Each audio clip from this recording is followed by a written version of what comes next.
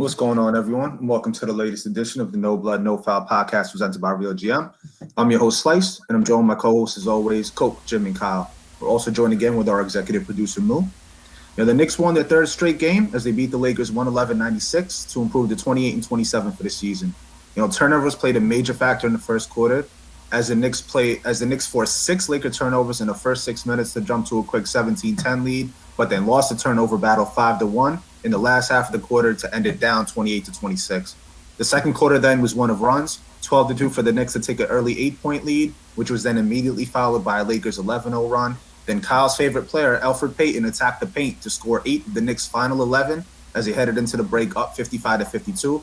Julius Randle led the Knicks with 19, while Schroeder was a leading Laker with 17. The Knicks then took advantage of some strong defense in the third quarter, holding the Lakers to only 16 points as they went up into the fourth, up 81-68. They only got the lead up by 2 more points to 15 before the Lakers went on a quick 10-0 run. It looked like they were about to cut into it, getting it as close as 5. But who else but Elfrid Payton took it hard to the paint to stop that run and shift momentum back for the whole team as the Knicks coasted down the stretch for a 15-point win. Julius Randle always comes to play against the Lakers and did so again tonight, dropping 34 and 10. Elf attacked the paint and had one of his best games in a Knick uniform. And Andre Drummond, the one player that was maybe on some of the radar for the Knicks to get in the buyout market, looked awful as he got outplayed by the Knicks bigs. It was a good start for the week as the Knicks swept the homestand back-to-back. Colt, why don't you kick us off with your thoughts, man? Well, this was a typical trap game. I'm just excited to get out of there with the W. We did what we had to do. It wasn't pretty all the time, but, we got the victory. This is a night where most of the guys, the Knicks fans, tune in to see, didn't really play too well. But, Julius stepped up. He came through with a big scoring game, and he got some help from a few others. Payton played well. Most fans don't check in to see him either, but he got the job done tonight. And we also got some contributions from Bullock and Derrick Rose. So, they kind of picked up the slack for RJ, who, kind of came down to earth for a little bit, which is expected for a 22-year-old. But, like I said, I'm just happy to get out of there with a W, because that game, it just smelled like a trap game. Those are kind of the contests where teams tend to play down to the competition. You got a squad that has a lot of injuries, and then, other guys usually try to step up and, they're eager to take on that stage of the Garden and get some shine. Didn't happen tonight. Schroeder didn't have the best game. He was out there playing hurt. Markieff Morris, who I kept mistaken for Mook, he was out there, he was trying to give a battle to Randle. And it looked like they had something personal going on. I don't know if there's some history between the two, or maybe if Mook, slipped on the jersey tonight and tried to act like his twin so he can get some revenge for some, locker room history or something. But, we'll never know. But, like I said, the Knicks prevail. And, it's a happy day. It's a happy night in my eyes. Hey, Jim, give me your thoughts on the game, man. I've missed this Randle. This is the Randle that I've been waiting to see since the All-Star break. He looked as good as he's been in a couple weeks now. He was just, super aggressive, wasn't chucking a bunch of threes. I mean, how many threes did he take tonight? Not as many. I mean, he was 1 for 8 last night. Instead, tonight he only took 6. That may not be a huge difference, but that just shows to me that he was way more aggressive and way more efficient. A lot of his mid-range shots were a lot closer to the hoop than they've been recently, and that made the difference because he kind of did it alone. I guess that's not true. Everyone's favorite player, Elfrid Payton, was his a reliable number 2. When you couldn't get anything from RJ, when you couldn't really get anything. I mean, Burks wasn't great either. Quickly wasn't great either. And they took the biggest shot. I mean, Vogel even had to put in Marc Gasol, he wasn't trying to play tonight. That's how bad they really wanted this game, is that they decided to bring in guys that were out of the rotation or just resting because they needed the win. And it just shows that we can, I guess if we're playing teams without 2 of the best players in the NBA, we can win. But you know what? We went in and handled our business, and that's all we needed to do. So I'm going to peel back the curtain a little bit here. So for our viewers, just so they know, everyone else, all 4 of Jim, Moo, Coke, and Slice, they can all see each other. And I can see all them. They can't see me.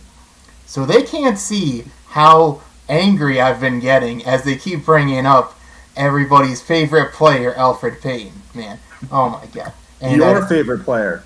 My favorite player, yeah, absolutely. Your favorite player. So Alan Mirzai, I don't know how to pronounce that last name, in the chat saying Elf did his thing tonight. Let's be clear, this is not Elf's thing. If it was, this would be a regular occurrence, but it's not. This is not Elf's thing. But getting off that, going back to what Coke said about how he mistook Marquis for Mook, I mean, this is just another classic example of the eye test being a failure. I mean, I don't know what else to say for that. Like, if Coke actually looked at the stats, he would know that Marcus Morris plays for the Clippers. So I'm just saying. They're both in LA, man. Cut me some slack. They're both in LA. Nah. The eye test sucks. You should never use it. It'd be pretty easy for them to go swap jerseys and no one would even notice. Yeah. Honestly, not even kidding. If I had a twin brother and you're both in the NBA, I would do that all the time just to mess with people. Or at least try it once. You know, at least once, yes. Yeah, absolutely. But, this was a solid win tonight. I'm glad that, we actually pulled it off, but that's what we've been doing a lot this year. With rare exception, we do beat the teams we're supposed to beat, and we should have beat the Lakers tonight, since they don't have, AD and LeBron James. And so with that said, I'll kick it to Moo. How you feeling? Well, it was the Randle and Payton show tonight.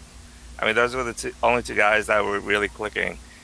One thing that I noticed that was important to me, I think it was in the third quarter, and I think Julius had gotten hacked or something, and the refs just blew it off like they normally would. And he started, they zoomed in on his face, and he started reacting like he has been for the past several games. And he caught himself. And he just, kind of just calmed down, accepted it, and moved on. I think that's kind of been the key. And to me, that's an indication that his mind's been not quite right. And he's trying to right himself. And today's game was really the perfect game for him. The Lakers are pretty bad without their two guys. And Alex Caruso is definitely not even a good point guard. Because that guy sucks. That's Kyle's boy. Him up last game. Wow. He's not my boy. I can relate. I was expecting him to, have a 20-point game. Oh man, he was awful. And once Schroeder got injured, I mean, it took the sail out of the Lakers, and it was pretty smooth sailing, I think, for the Knicks. Other guys struggled. The Lakers tried. I mean, they played some defense. They got some shots. That guy with the two last names, what's his name? Horton Tucker. Yeah, yep. He looks pretty good. I mean, he's a solid young player. But they're just kind of all over the place without LeBron. I mean, that's pretty clear. And Kuzma being Kuzma, the space cadet doing whatever his thing is. Oh my God, he was terrible. He was probably the worst Laker tonight. He was, and he it took the Lakers, the rest of the team, whatever flow they had, you could rely on him to come in and just suck the life out of it. So it was a good win, even though it was Payton had a great game, and he pretty much did. I like how you phrase that. Good win, game. Even though Payton had a great game. Yeah. Because if you think about it from last year, it's like we would have totally melted down if Payton and Randle were the ones leading us to a victory, and all the kids being bad. Yeah. And now we're like the sky is not falling right now because it's like, wow, we're a game above 500. It's like it's interesting how much different a year can make. I mean, I got to get back to Alan though, because he pops back in the chat and he says I'm right, which of course I'm right. I'm always right.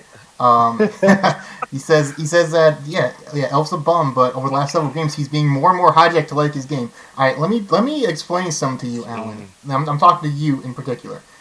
This is what Elfrid Payton does every single year. He'll go out and have maybe a 5 to 10 game stretch where he looks great. He looks like the player everyone thinks he is. But then he regresses back to the mean because he's really not a good player. And it's the thing where, if you're doing that, the first, 2 or 3 years, you have a good stretch, you can say, hey, this kid's got some potential, maybe we can refine that, get him to play more like that more consistently. We're in year, 7 or 8 with him. He's 27, 28 years old. At this point, there's no reason to expect that he's gonna finally get consistent about this. This is just it's not gonna happen. I'm sorry. We should, and if anyone's thinking about bringing him back, God help you. I will pray for your soul. It's Scott Perry. It's Scott Perry that's thinking about Scott. that. I wonder if, because I think he's like only playing like 19 minutes, and he hasn't like been out there as much. I wonder if that him being reeled in a little bit has helped, where he's able to like we're only out there enough to like pick his spots, and he doesn't have enough time to go off the rails. I wonder if that's a factor. Well, that's the thing is that so volume is typically inverse to efficiency. What that means is typically, if you're like talent level consistent, the more shots you take, the less efficient you are. The less shots you take, the more efficient you are. So when Alfred takes a few shots, he's more efficient. It's just that he always gets into that mode of, hey, I scored a basket, let me take the next 4, and then that's when he starts, missing really bad. I mean, we know how much you hate him, but 9 for 12, 20 points on a night where RJ couldn't score, where nobody else could really do anything to Julius. This isn't really a game to get on him. It's a game where, you know what? A Knicks player played really well that we didn't really expect to. Accept it, move on, and just be happy that he did. To me, that's where we are. But do I have to be happy about it? I can accept it and move on. I don't have to. Do I have to be happy about it? 20 points from a point guard is disappointing. But hey, you're the typical cynical fan. You're the typical cynical fan that can't accept anything good. No. I accept it. I accept it. He played fine tonight. Don't ask me to be happy about it. You're just hating to hate. But I'm gonna move on real quick because Kyle's young, so he's having a temper tantrum. So that's what's really going on. Yeah, I mean that's really what it is. I don't want Peyton to have a good game. I don't. This is not a night. This is not a night to get on Elf. This is typical Zoomer temper tantrum. But I'm gonna shift the focus a little bit. I'm gonna cheat out my slices at the box because there was really 2 keys that stood out in the box score. First was the Knicks winning the turnover battle. I talked about how key it was in the first quarter. They won this one 24-15. The other big thing, and especially big against Andre Drummond, who dwarfs Nerlens Noel, the Knicks dominated the paint. The rebound battle was 47-33, offensive rebounds 15-4, doubled them up in second chance points 20-10, and points in the paint was 54-38. That's a lot of stats. Maybe I'm a little bit hungry, grabbing a few slices than I normally would, but dominating the paint, outside of Julius and Elf, that's something that we should be focusing on because that's something the Knicks have lacked for many, many games. Go on, Coke. No, I was gonna say I like how Drummond, he just had his hands full with Taj, and that's pretty much saying something. I had reached one point in during the trade season, right before the deadline, where I was like, maybe if they buy the guy out and we can get him at a cheap price, I'm with it. But I'm happy to say I'm wrong, and I'm glad they didn't. Mm-hmm. Taj he doesn't have illusions of grandeur. He knows his role. He sticks to it. Short-handed. He's a professional. He doesn't get emotionally up and down, and that's what we need.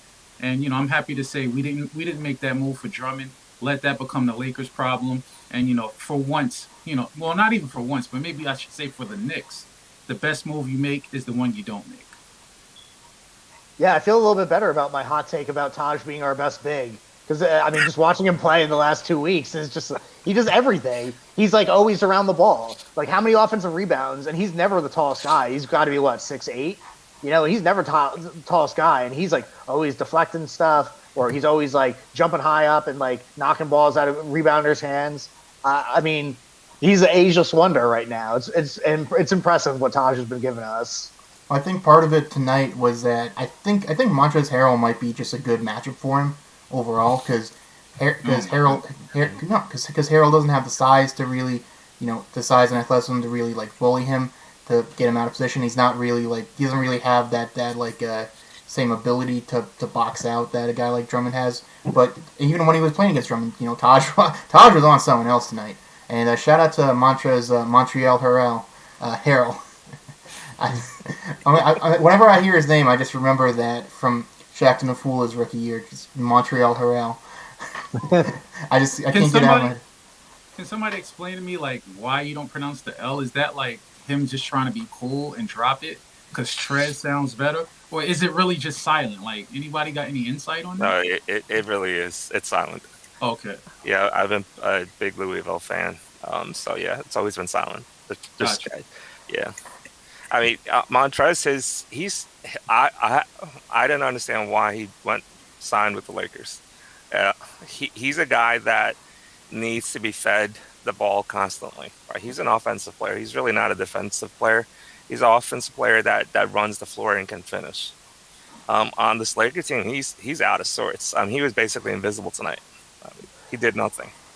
Absolutely nothing. He's not the type of guy that you're going to send in the low post and just have him defend and play slow paced and any of that stuff. So the exact game that the Lakers are running, it's not a fit for him. So yeah, good for the Knicks, right? But yeah, I wonder how much is because Taj can like double on a ball handler and then like recover like real quickly to the roll man. Like, I mean, it just seems that like every time they wanted to feed Harrell on the roll, he couldn't because Taj had already been already back at him and able to like, interrupt any passes that were happening. Yeah, he's not a half-court player. He's predictable. He's athletic. He's got long arms, but he's not a half-court player. Yeah, well, I think it's that, and also the fact that outside of Schroeder, since LeBron and I guess AD are out, they really don't have many creators.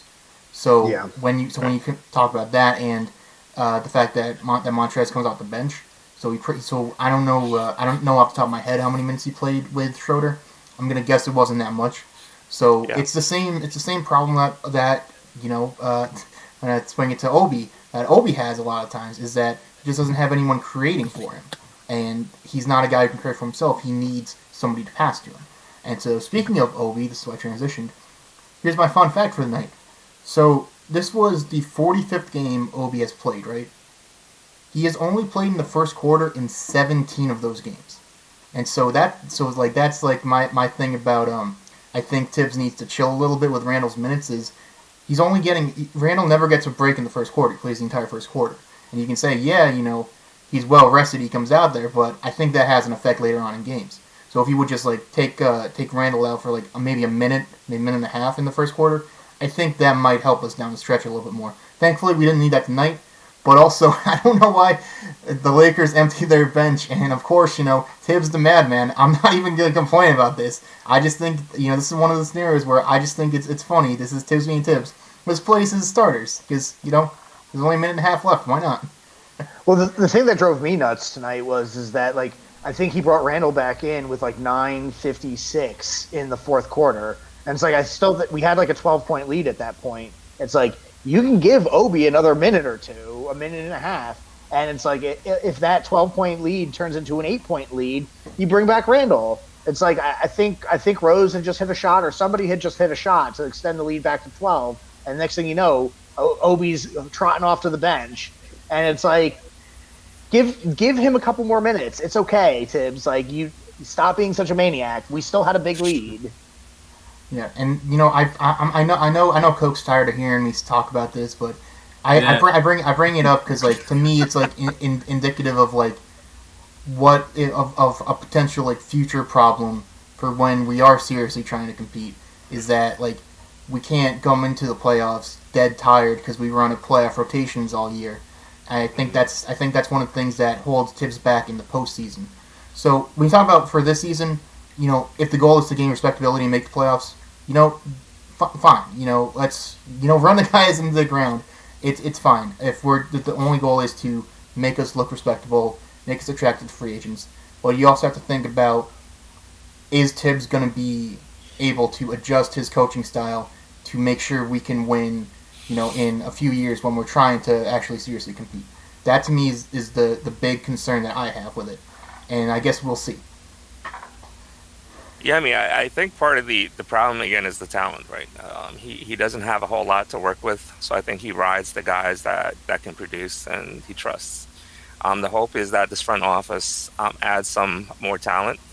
Obviously another a real starting point guard, but even some deeper bench guys, right? Guys that maybe are a step up on the guys that we have. I think if he could do that, if the front office manages to do that, he might actually play guys less. Not that he'll have a shorter rotation, but it'll be more evenly distributed, and that's so heavily on Randle and RJ. So yeah, a lot has to happen this offseason So we'll see what happens. But I think it'll be okay. The rotations are going to be short. It's going to be 9 guys, if even 8 guys, 9 guys, 8.5. 8.5. But yeah, hopefully the minutes are more distributed. I mean, the reality is Obi is a rotation guy technically, but he's getting like 10 to 12 minutes a night. Mm-hmm. If you could add someone that he can trust to play 20 minutes, that'll get you 3 or 4 minutes here and there off for some of these other guys. So I think it's okay. Well, obviously depending on what they do, right? So, yeah. Well, I feel like Obi's been playing better than I feel like you could give him 12 to 15 minutes a night. Like it doesn't have to be 20. It's just like enough. If you can get Randle down to 34 minutes as opposed to 38, 39, I think that'll make a way bigger difference in the long run. And it's like it's the same thing what I was talking about last game too about getting RJ. We just I need a couple more shots on a night that he's efficient. It's the same thing. It's like if Obi looks like he's hanging, give him a couple more minutes. I'm not asking a lot. Give 12, 13, 14. It's like you should be able to find time for that. If Taj wasn't dominating tonight, I'd have said, maybe we should try out Randle at the 5 when he's matched up with Montrezl Harrell. Because I feel like that's definitely a matchup we could exploit small ball against. And maybe try out the Randle Obi front court just to see if we can make it work. Because if we can make those two work together, then that makes us such a better team going forward. I just don't see it. Oh, go ahead, Slice, because I know you have. No. Go ahead, Coach. Go ahead, Coach. I was just gonna say, just realistically, I just don't see it, especially not this year. In this particular game, yeah, you're right, because Montrez isn't some dominant center with a lot of size, and you don't really need a shot blocker out there against them. But to experiment now, second half of the season, you're in a stretch run. You're trying to secure your spot. I think guys are just in the role that they're in, and I don't think anything is going to change that. I mean, we've even seen injuries, and the roles really don't change much. Guys have went down. Knox hasn't gotten really another chance. Obi is still that 12-minute, a night guy. Talking about it at this point is just, a waste of oxygen and carbon dioxide. It is what it is. These guys are in their roles. I'm old school. Let the guys be comfortable. Players like to know what they expect. I've even had players say, hey, if I'm going to be on the bench, I respect the coach who says, hey, you're out of the rotation. You're not going to get in. These are my guys. At least they know what it is. They stay prepared if there's an injury or, some kind of, we're in a period of COVID. Maybe, a couple players get sick. You got to go deeper into the bench. But the players respect a coach who lets them know what it is and is a great shooter. And that's Tibbs. Let's just play out the season. Let's build on what we're building. Next year, like Moose said, if we get more guys in here, maybe the minutes will be distributed better because there'll be more veterans that Tibbs trusts. But we're just not at that point yet. I just don't want him to break Randle. That's all. Yeah, that too. Yeah. Randle's always but if we going to break be there Randle, 40 minutes. you get your point. I get my lottery pick. Yeah. No, I don't want that. It ain't worth that. The 5 to 10 pick difference that we get wouldn't be worth it. If that. If that. But no, speaking more towards roles, I think one thing that's been overshadowed a lot of us, lately in the last few games, we're talking about Derrick Rose and how he hasn't contributed. He's been the leading scorer off the bench for the last about 4 or 5 games, right? He had 10 tonight in the first half, ended with 14. I think he's coming back, finally getting his rhythm and rotation. He's kind of been helping out that scoring punch where, Elf, outside of tonight, hasn't really been providing. So I just wanted to make sure that we did talk about Derrick Rose a bit because everybody was quick to shit on him when he was, not contributing as much. But he's been efficient lately, and he's been the only bench player to consistently score outside of Alec Burks. So, that comes to that point of just, I'm sitting there, I want to see more Frank, less Elf. But Derrick Rose is bringing that consistent vet presence and driving to the basket and showing what we've needed to see. So, shout out to Derrick Rose for getting his health back, his conditioning back, and getting those baskets. So, talk about Rose for a second. So, I think here's why I think him and Quickly are an awkward fit. So, I was looking up the stats earlier, right? They're both those two are our best pick and roll guys. They score the most efficiently out of pick and roll. Quickly's a little bit better. He's in the 78th percentile of the entire league. Rose is in the 70th percentile. So both pretty good. The thing is they both suck at spot up shooting. So Quickly's only in the 21st percentile for spot up shooters. Rose is 30 something. So you talked about, like, I think their skills kind of overlap a bit because they're both pick and roll scorers. Obviously, Rose is much more get to the basket, where Quickly is much more get a 3-pointer or a floater. But I think that's part of the issue with them is that they just both have too much overlap in their roles, and they don't really work together because neither of them are great at spotting. So I think ideally one of them should be moved to the starting lineup, and the other one should be the creator off the bench. I mean, in my world, Peyton gets yeeted out of here, and Rose starts, and Quick comes off the bench. But The only issue with Quick is he doesn't pass the ball. There's really no assist. Yeah. Another game with no assist from the guy. It's another thing that we kind of had this discussion last time with Burks and how you didn't want him to create. Quick's just not there yet. He's not able to. He doesn't get the assist. He doesn't turn the ball over much. Although today I think he had about 2 turnovers. But just the biggest thing is it's just letting the players grow a little bit. So I think it's an awkward fit together, but it's kind of difficult because those are the top 3 guards there, right? You're gonna have to play Rose and Quick, and Elf's not going anywhere as much as you want to yeet him out of here, as you say. Unless you should go somewhere. As much as he should. But, the thing is, Quick's just not there yet, so Derrick Rose has to play a little bit more and has to be there. And Quick, really, he needs to get his shot back. He was 0 for 2 from 3. He's not spreading the floor like he used to. What he was coming in early to do, what was his biggest strengths, his ability to shoot. It's just not there. Quick's, and it's a rookie wall. No, I don't think anybody's good tough on him. It's expected, right? But Derrick Rose, he needs to play right now, and it's just good to see him get his legs back, and hopefully Quick can get it turned around for playoffs come late April, May. Yeah, but you're hitting some points that I kind of want to discuss, because that's why I'm not convinced that it's an awkward fit. I mean, I remember when Rose first came, everyone was like, "Hey, this is a great fit." Now all of a sudden it's an awkward fit because you looked at some numbers with a small sample size, and it's right with Rose coming off of COVID and quickly hitting the wall. You got to look at the circumstance as well. You got to look at the numbers, and you got to justify it with common sense. So looking at the game, I'm seeing a new dynamic. The dynamic that I'm seeing is we got Rose and Quickly more off the ball, and we're putting Burks on the ball more. Yes, this was what Now, I I was think about that's to bring by up. design. That's been a major adjustment, in the last week or so. What do you guys think about that? Like, do you think that's a better move for our backcourt, or is that going to make Rose and Quickly more ineffective? I think it'll make Quickly more effective. Rose, I'm not so sure, because I think innately Rose is a ball-dominant player. That's what his mindset is. That's the MVP Rose, and you can't lose that even though your knees go. I think that's partly why he's been stepping it up. He's not really. You could tell he's not even the same Rose from the Knicks days, but he's trying.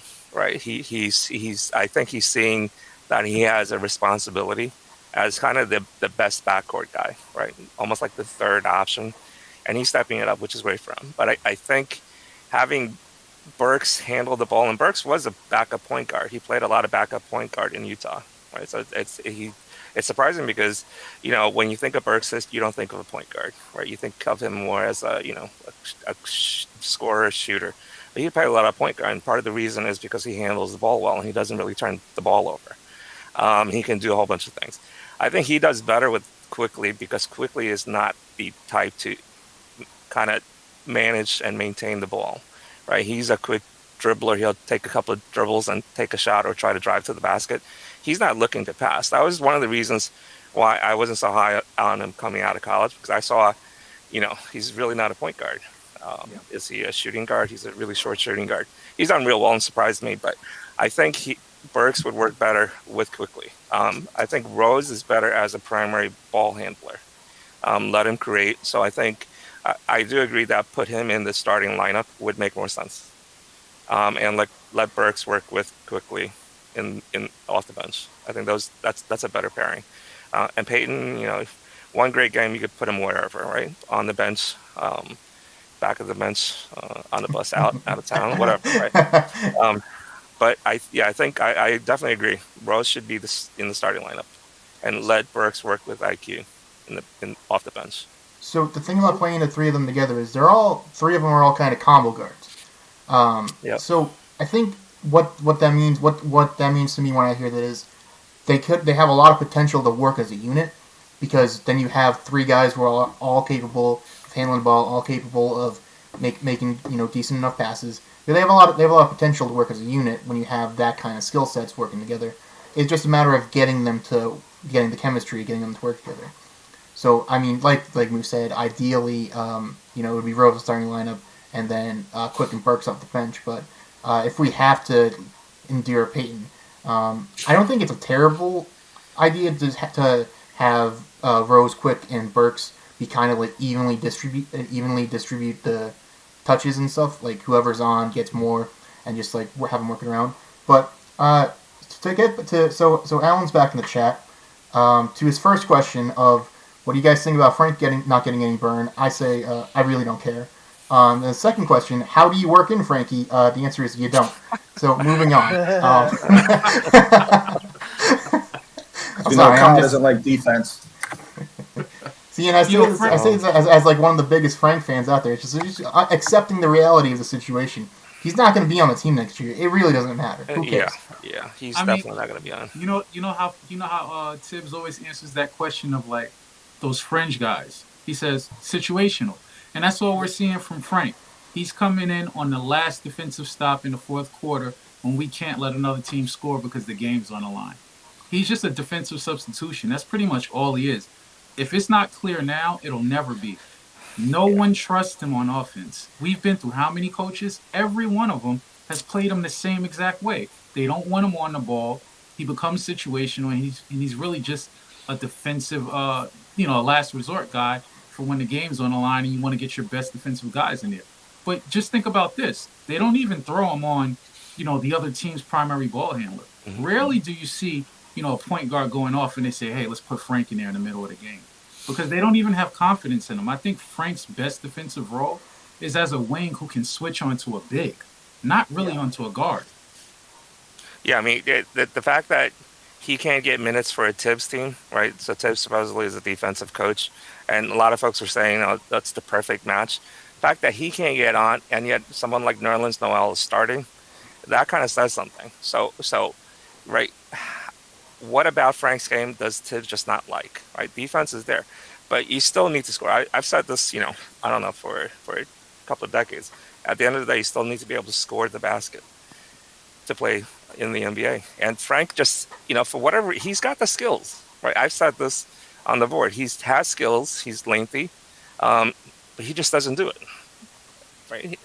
I actually don't think he has the skills. You don't think he has the skills? No, I don't think he has the mentality for it. I remember when he was drafted, I was on him for a minute, but then the more film I watched, I was like, this guy's very stiff. He's not fluid. Yeah. He doesn't have any wiggle at all.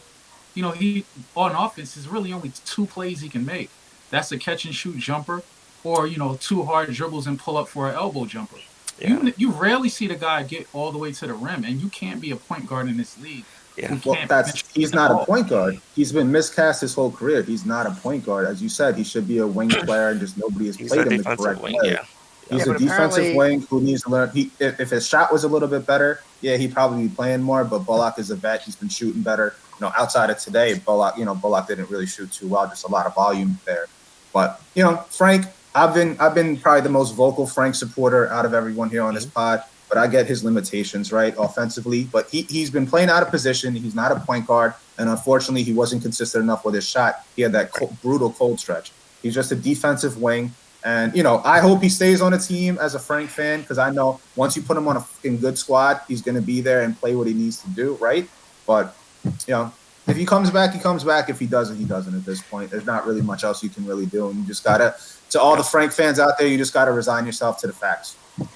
I can't wait for him to be gone. I honestly can't wait because I don't want to talk about him anymore. Yeah, I know, right? So Lucao's point about how a lot of people thought Tibbs was like him. I remember there being a few people who thought that Tibbs would really like Dennis Smith. And I remember one of them very vocally being like, oh, Tibbs is going to turn Dennis Smith into Derrick Rose.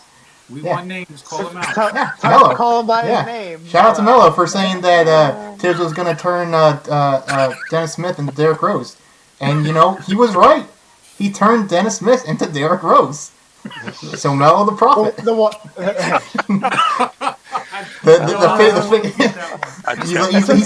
It took me a second to get that. I was like, oh, wait. Oh, He's sitting there before the season starts. Man, I wish that Dennis Smith could be turned into Derrick Rose, and then a finger on the monkey's paw curls. Did you guys see that Twitter link that I sent in the Discord earlier today about how Keith Smart and Fizdale changed RJ's shot back after he worked on it for a whole year? I wonder how much other damage that he did, because you brought up Dennis Smith. I mean, clearly he broke Dennis Smith Jr., Fizdale. Dennis Smith Jr. was broken before Fizz. Fizz is a trash coach, but DSJ was broken way before Fizz. No, I know. Arguably, he's responsible for Knox's regression. Yeah. Look at the way they mishandled his development. First year, there was just no accountability at all. And then second year, it's, hey, let me introduce you to this pine right here. Sit your ass down and you're not going to get up. Yeah, he went from too little to too much accountability.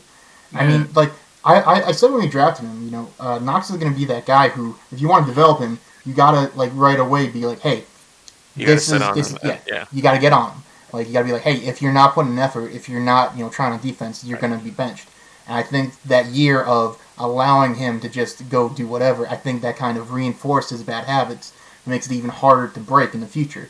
And, I mean, you see it. He comes in, he hits threes, corner threes. So, he's still, I guess he's, staying ready. But it's kind of the same thing with Frank. It's like, I really don't see him being on the team barring some miracle after his contract's up. It just is what it is. So the curse of not re-signing first-round picks is gonna keep on until RJ gets re-signed. I actually looked at. I think I scanned Frank's cap hold, and it's some crazy number. It's like 18 million. Typo. Yeah. So because what happens is when first-round picks, once your 4 years are up, your cap hold is triple what your last year's salary was. Uh-huh. Yeah. So when you combine going into the year we had him and Dennis Smith, that was $35 million in dead cap going into the offseason. So I was like, there's just no way we're bringing him back. So I don't really care. It's not happening. Yeah. Also, Tuandon, I don't know how to say that. I'm very white, by the way. Says, hi, fellas. So, hi, how's it going? Hey. Thanks for tuning in. Sorry for butchering your name.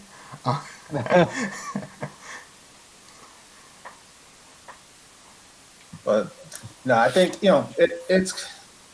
it's tough. The curse of Charlie Ward is still going to stay until RJ Barrett. You're right about that. But everybody thought KP was going to be that next guy. So let's just hope RJ keeps progressing and he stays. Because honestly, if this curse goes further than RJ, I got no hope for any more rookies for this team ever. Well, I think we have. At that point, you just got to intentionally not resign him to just keep it going as long as you can, right?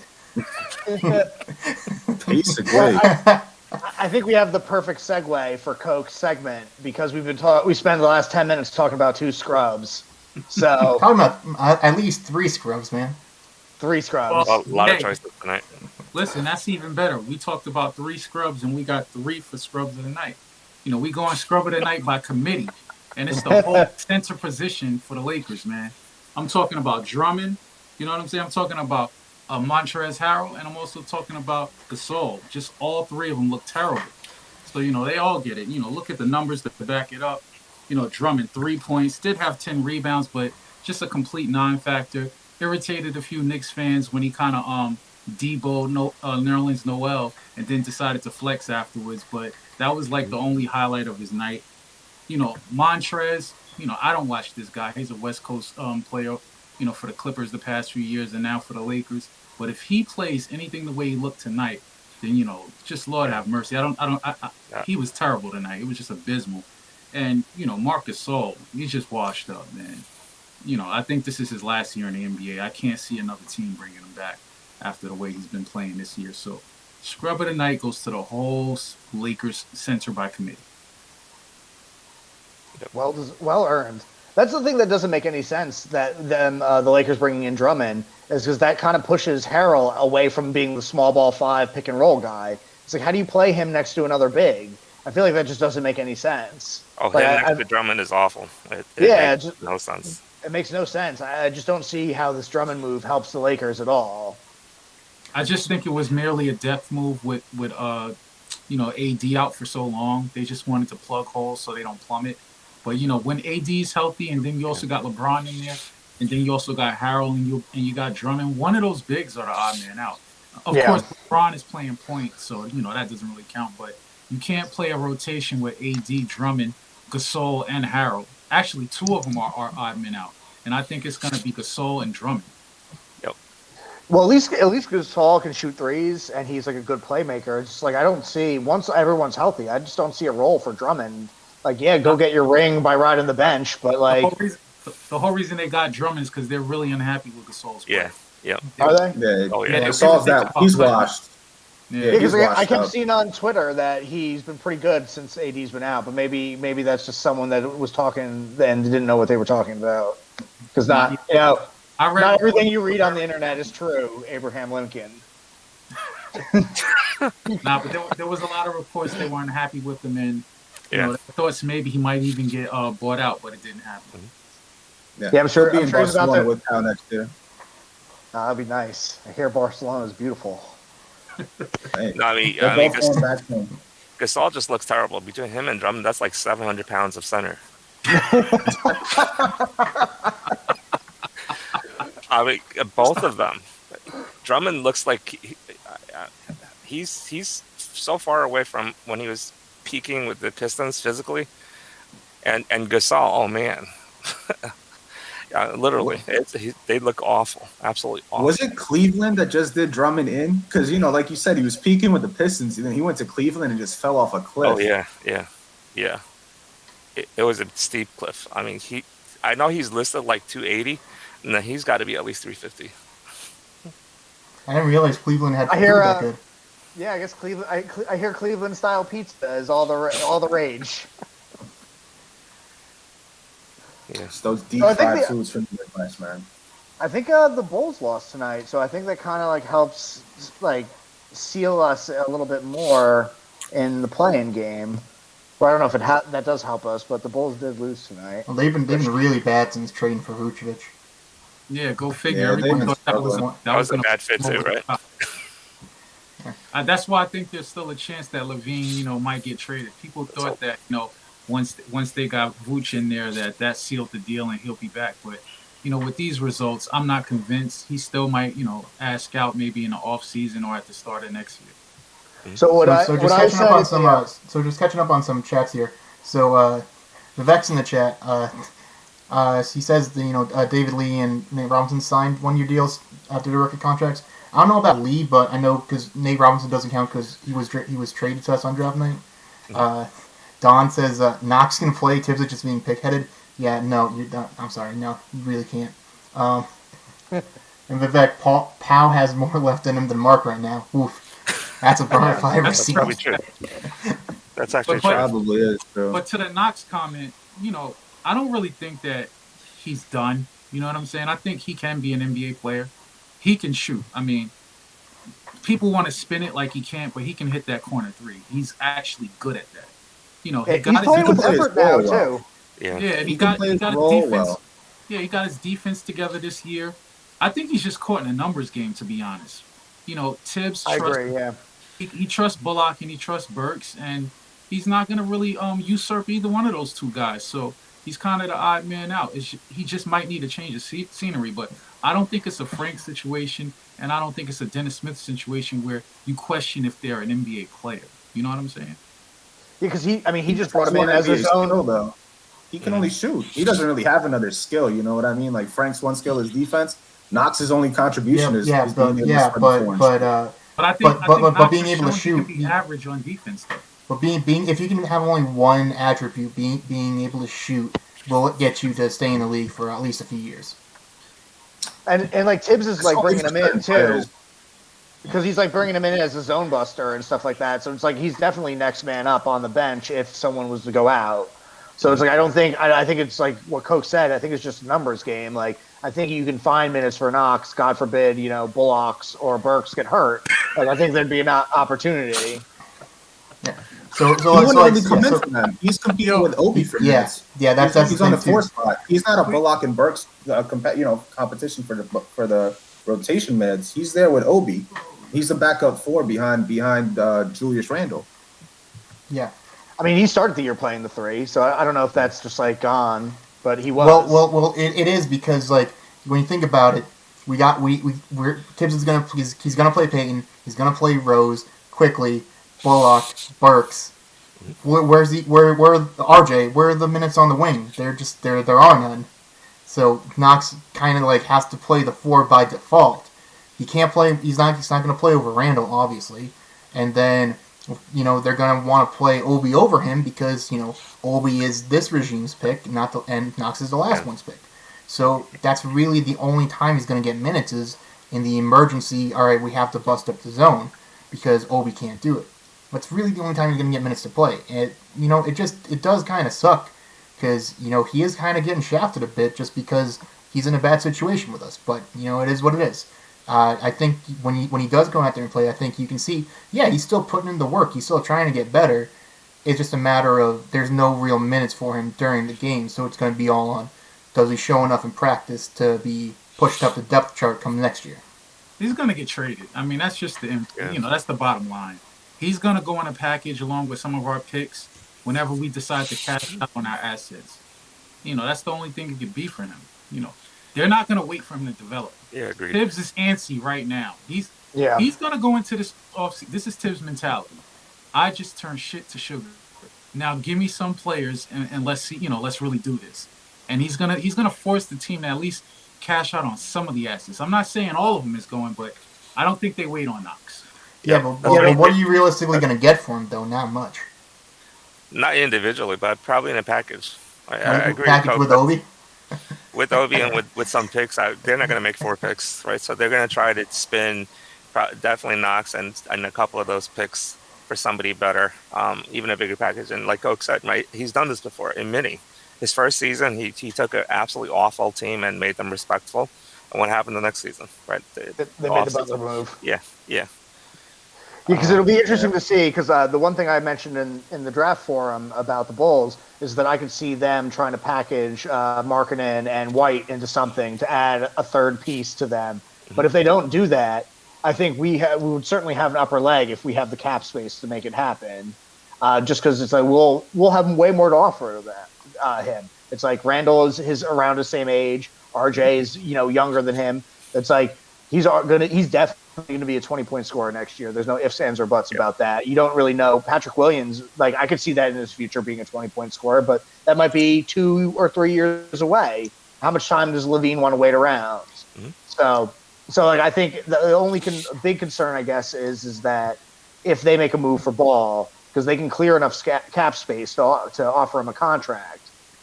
So it's going to be interesting to see how much that Lonzo ends up getting. Because I think eventually, you could pay Lonzo too much money and make him not worthwhile. So before we move on to that, so Alan's back in the chat. He asked, "Wouldn't you rather play good defense on the wing than at 6'7" than have a wide open corner 3 guy?"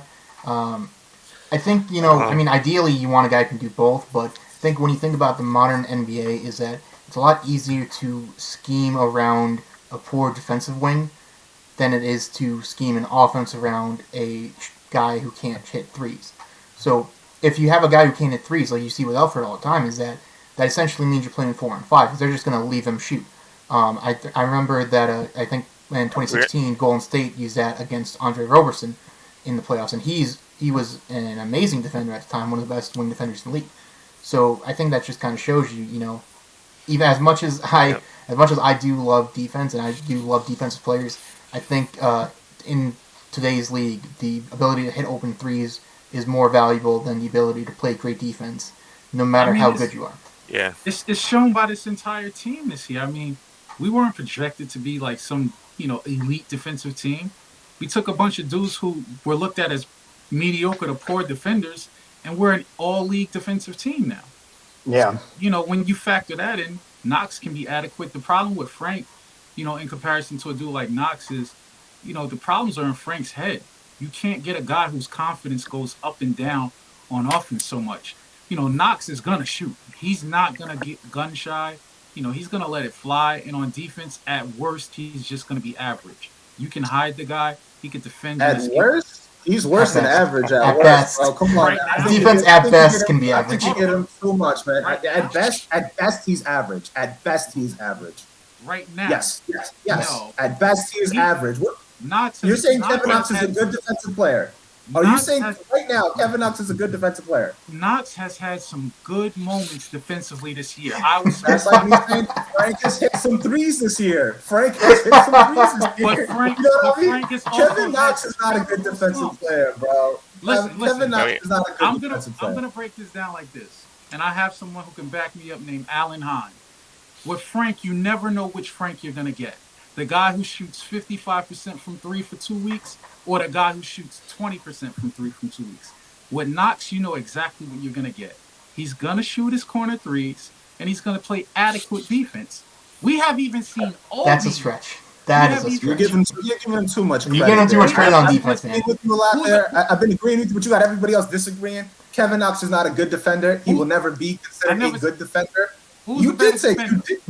Who's a better defender, Knox or Obi? But there's not the conversation. No, they're both trash. They're both trash. For a reason. They're both trash. Slice is getting spicy right now. But the point is, am I wrong? Knox is a better defender. Neither one of them has hurt us at all defensively this year. But Frank, that's debatable. Has the ability to kill you offensively, the same way a Peyton does. And I think that's the difference. None of them play enough minutes to be considered killers on either way, but Kevin Knox is not a good defender at all. Knox was getting solid minutes at the beginning of the year before he got taken out the rotation. And he never was a liability on defense. And Obi has gotten 12 to 15 minutes all year. Rarely have I seen him exploited. And we know Obi's a poor defender. The point of this is that these guys are not going to hurt you defensively because we have a scheme. You put a guy like Frank out there consistently, when he gets in his own head, you're playing 4-on-5 the same way you're playing that way with Peyton. Except Peyton can actually drive and Frank can't. And I think the one thing I'll say to back up Coke with this is that Knox has definitely, I feel like, fixed his motor issues, and Obi's always running around. And I think that's the one difference because like Frank's effort can wane from time to time, and you're not really seeing that between the two of those guys. And they may not necessarily be good, but they're like always like Knox is always going for loose balls and trying to get rebounds and stuff like that. Now that's not something that he used to do. And it's like Frank can if he's not making the right rotations, which is that's very rare that happens. But he's not really doing any of those other little things that you see that Knox has been doing in those minutes this year. So I'm just gonna say my last thing about Knox. I think we've talked about him too much. I think so. The thing is Coke's right. He makes a good point about Knox, but that's predicated on him being a consistent 3-point shooter. And even though his shooting has been great this year, from a percentage standpoint, it's kind of been inconsistent. Like the last 8 or 9 games before he got benched, for good, he shot 14% from 3. So you see that is if Knox could consistently, it's the same thing that we were going on about Bullock, earlier in the year. If you can hit threes consistently, then you should get minutes. And Knox's defense is terrible to bad, but you can make up for that as long as you're consistently hitting threes. I'm still not buying that Knox's defense is terrible. I think you guys are thinking about his first year. Bad. No, it's bad. I'm gonna pull up some footage, man, and I'm gonna try. I'll give him credit. I'll give him credit. I'll give him credit. Threes then to counteract that. We can play footage all day. Yeah. I'll give Knox some credit. I'll give Knox some credit. As a host here, let's move on because Kevin Knox and Frank are scrubs. We already got Coke's scrub segment out the way. We do not need to keep this going on talking about these players. This is content, man. This is content. Hold on, let me. Content. Move. Go ahead. Yeah, Go ahead. Yeah, I actually want to talk more about Frank. Oh my God. Let me just get my kind of 2 cents in. Right. I grew up. My favorite teams were the Bad Boys Pistons, the Knicks of the '90s, Jordan's Bulls. Right. Some of my favorite players are defensive players. Right. Ben Wallace, Bobby Jones, Dennis Rodman. Lou Dort, yeah. So I'm definitely not a guy that doesn't appreciate defense. But the problem, there's several things going on. One, if this Knicks team were not among the best defensive teams in the NBA this year, I can see it more of an argument for Frank minutes.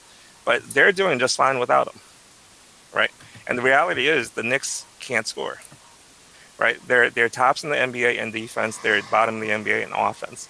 So it is by nature, the way they're playing, it's not a good fit for Frank. I think that's one of the biggest reasons he's not playing, right? They need someone that can score. Frank can't score.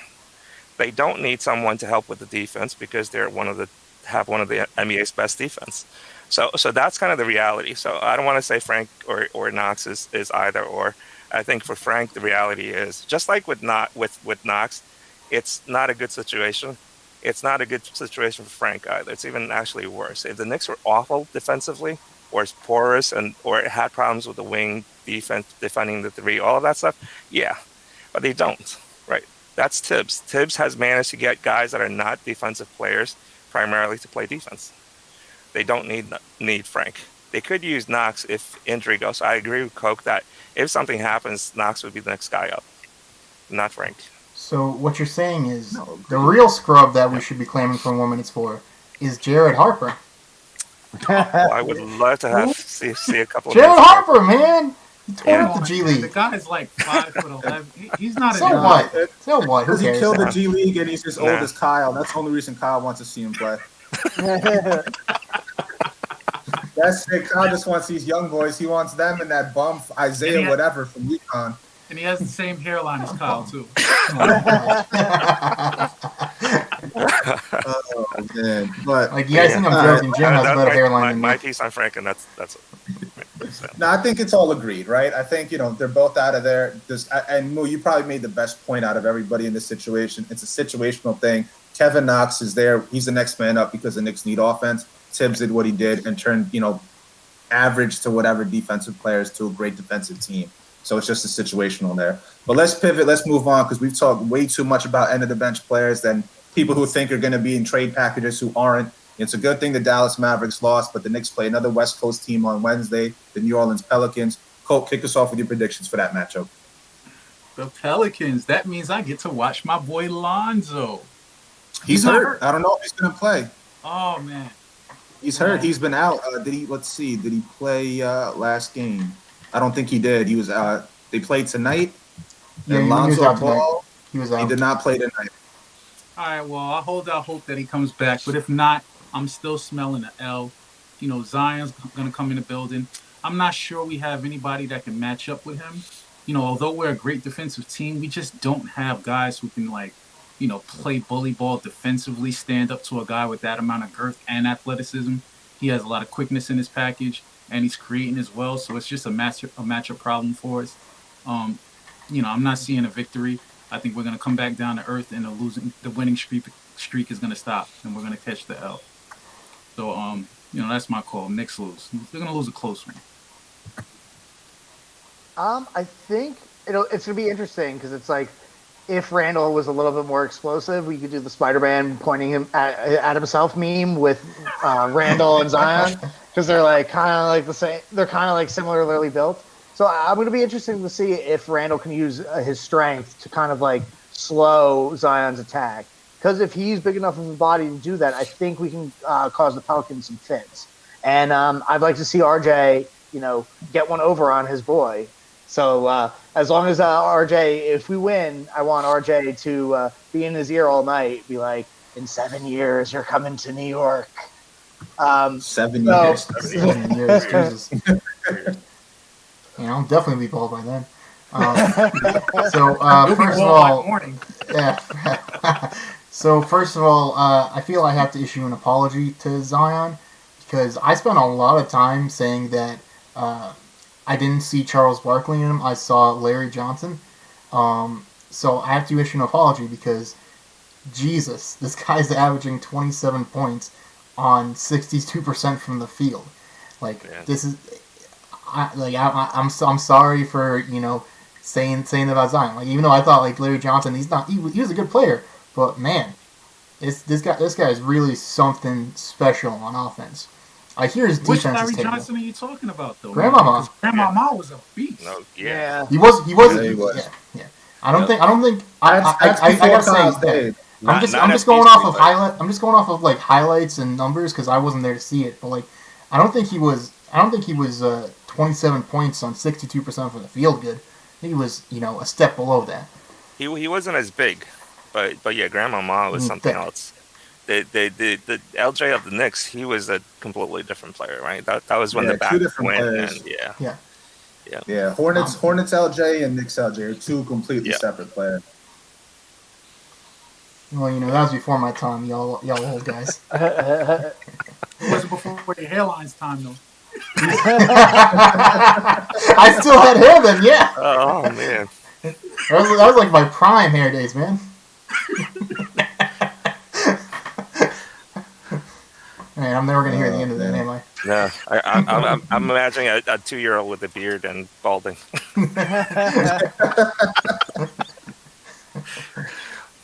A little bit of peach fuzz going on. Yeah. But Kyle, while we rip on you for your hair, why don't you give us your thoughts? Since I know you don't do predictions, why don't you give us your thoughts on the next game? Well, I mean, like Jim's, like y'all said, we really don't have anyone to match up against Zion. But the rest of the Pelicans, they're really not great. The Pelicans just as a team aren't really good.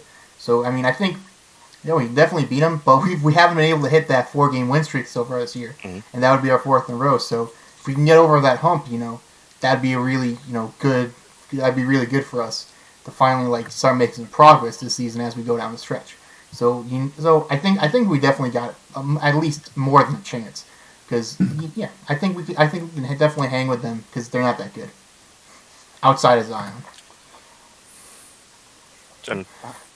Well, yeah, I mean, I'm looking at because they played tonight against the Kings, and I feel like they're kind of similarly built to us. It's like they have Brandon Ingram, which is our RJ. I mean, Ingram's probably a little bit better of a scorer than RJ is, but I'm just going to say that they're comparable for my point. And then Zion and Randle are kind of like in the same sort of like build and type of role. I think if we get Rose and IQ to show up and bring some consistency off the bench of guard play, that they should be able to dominate the backcourt of the Pelicans. So I think that's how we would need to win, is we need IQ and Rose to and I guess Peyton too, to bring some heat. Mm-hmm. And as that's as long as RJ and Randle hold up their end of the bargain and are in the ballpark of the amount of points that Ingram and Zion score. Oh, Kyra Lewis has been playing pretty good lately. Yeah. Yeah, Kyra Lewis. Oh, okay. Yeah. That was Melo's boy, too. He was fiending for him. Yeah. Melo just says he likes everybody in the draft, and then this way he can't be wrong. Y'all remember when Knox was going into Kentucky? He said Kevin Knox is a combination of Giannis and KD. I remember that. I'm going to keep bringing that one up, though. Yeah, you should. I'm going to laugh, but I'm not going to say why. Yeah. How about that Scotty Lewis out of Florida this year? Melo was hyping him up for like 2 years. He ain't doing nothing. He had a Troy Brown Jr., man. Troy Brown Jr. One of these days. One of these days. I mean, my concern for the Pelicans is that RJ doesn't try to make it RJ against Zion, because that's a battle he's gonna lose. So I think he wants to be aggressive, but he also needs to maybe this game, and he's been doing it a lot. Get the other guys more involved. I mentioned before that he's a pretty good distributor, right? He could set up guys. He could see the floor. Do that, right? And also play aggressively. But if he goes and tries to do a Zion against RJ thing, I don't think it's going to come out well. So that's, hopefully he goes in with aggressiveness, but it doesn't overdo it. Yeah, because he definitely forced it tonight when he was struggling. Yeah. No, that was the one thing. Few games where he just drives to the too much and gets smacked up. They got Willie Hernan Gomez on them too. I forgot about that. Oh, Billy! Shout out to Willie. God. I'm sure that'll make Shams happy to see Billy back. But no, my thoughts on the game is, Zion. The Pelicans are kind of a good barometer for the Knicks in both ways. They're a really horrible defensive team, so it's a good test to see what the Knicks can do against a team that can't really play defense. And then it's a good test for the defense against two guys who can match up against them pretty well, and Zion, who can attack down low, and Brandon Ingram, who's a pretty, a multi-tooled scorer. So I think it's going to be a little tough. This is one of those good challenge games. I actually hope, I'm calling the Knicks win because I'm kind of hoping the Knicks get up and live up to the challenge there. You got another center that you can get rebounds. It's a tough battle for Noel and Gibson and Steven Adams, who can get some rebounds and, toughness down low. It's just a matter of finding somebody. Bullock can hopefully play some defense that we need him to against Ingram. And then, Zion's going to do what Zion does, right? Apparently they're playing him as point Zion right now. But I think this is going to be a really good barometer of how the Knicks can play against a poor defensive team and how their defense can play, how Tibbs can adjust the defense to a team that can, expose the Knicks both inside and outside. So I'm hoping for a Knicks win, calling a Knicks win, but it's really a good litmus test to see how the Knicks have done this year and what's going to happen. But now let's wrap it up, guys. Coke, I'll soon get to you for your final thoughts. Well, my final thoughts are kind of hinges on our prediction game. So what I want to say is, man, let's, I hope we can get someone to start keeping track of these predictions and expose our records at the end of the year. I'd like to know who comes out on top. I should delegate that to Kyle, man, since he doesn't want to give predictions. He can at least keep score. Hey, I know I have my score in my head. I'm 0-1. That's what it's Nah, but good win. It's nice to get the games you're supposed to get and not have any letdowns. I know I predicted an L against New Orleans, but what gives us some hope is that we shot 18% from three. We had a bad shooting game at our previous game as well. You got to figure at some point we're going to, get hot and even the numbers out. That might come against the Pelicans. Let's hope so. Also, they don't have any big shot blockers, so maybe RJ will get back on track because he tends to do well against teams who don't have a lot of rim protectors and a lot of size down low to bother them. So, that's the positive outlook, but I still think it's an L. Knicks are looking like they're going to be a lot for the playoffs. There's a big, they got a big gap between the 6th through the 10th seed, and I think we're above that marker. So it's looking like we'll at least make the play-in or actually be a legitimate playoff team. So, again, shout out to Tibbs. Let's keep doing what we're doing. I'll go. Wow, we're one game over 500. Who would have thought? You know what I mean? Like, we're like a lot of games into the season. What, like 55, 56 games, something like that? And we're one game over 500. I'm honestly, I want to say that I'm a loss for words, but I'm going to keep talking after this anyway. It's just remarkable, and it's been a lot of fun to watch. And I think if we're home against the Pelicans, I think we're going to win just because we're 17-10 at home. I mean, we're actually like holding down the Garden, and that's something that usually doesn't happen. And usually people love to get up. We're in New Orleans. Okay, so maybe we're going to lose. But Jim doesn't even know where we are. Where am I? Who's this? Who are you? That's all the drugs I did from my early 20s, so I don't know where I am anymore. But yeah, I think it's really fun to see hard-nosed, tough. We're a tough team, and I think we match up with everybody. It's like very rarely that we get blown out or beat up. So yeah, that's my thoughts. Yeah, I mean, it's been very impressive, and just the feeling coming off of this game, even against an undermanned Laker team, they're playing well, really well.